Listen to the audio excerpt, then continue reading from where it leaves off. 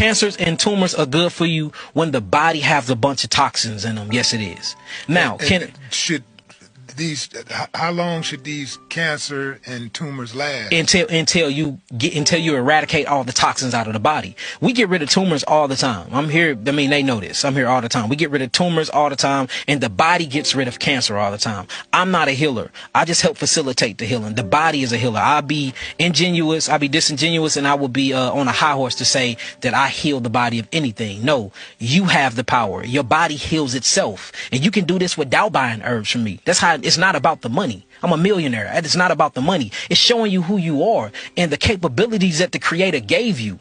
A tumor. So for instance, if you're constantly eating foods that you're not supposed to be eating, whenever you eat these foods get broken down and get delivered to the cell. When the foods get broken down and get delivered to the cells eat these foods on a micro level. Well, just like you have to defecate and go to the toilet, your cells defecate. They just don't have legs and they're floating on an interstitial fluid called lymphatic fluid, so they poop on top of them cells. Well, what's supposed to happen is the lymphatic fluid goes through the body and it picks up all of the metabolic waste from the cells and take it to lymph nodes. When it goes to the lymph nodes, you have macrophages and bacteria that breaks this food down. When you break this food down, these foods turn into acid. So they got to go through these lymph vessels, go to the kidneys, and then you urine it out through something called urea. That's what your metabolic waste break down to, potentially urea and creatinine, and then you urinate it out, right? So this is the crazy thing about this, right?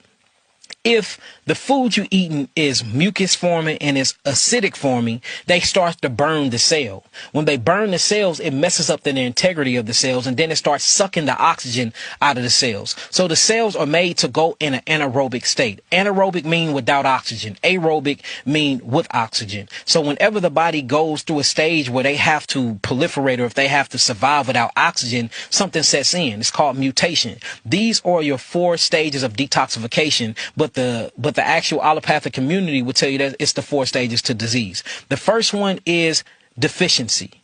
So whenever you're deficient of minerals, whenever you're deficient of amino acids, or whenever you're deficient of oxygen, the next thing that sets in is actually adaptation.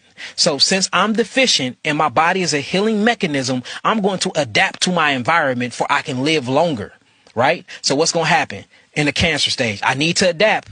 All right, I'm not getting enough oxygen. Well, let me create these parasites. Let me create these anaerobic lactic acid so I can live without the oxygen. And I'm just going to start gathering all these cells up and putting them in the bag. And then I'm going to steal blood supply called angiogenesis. Now I got my own blood supply, plus I'm getting rid of all the trash. So now we actually see adaptation to the cells. Well, since the cells have to adapt, now they have to mutate to survive. So we have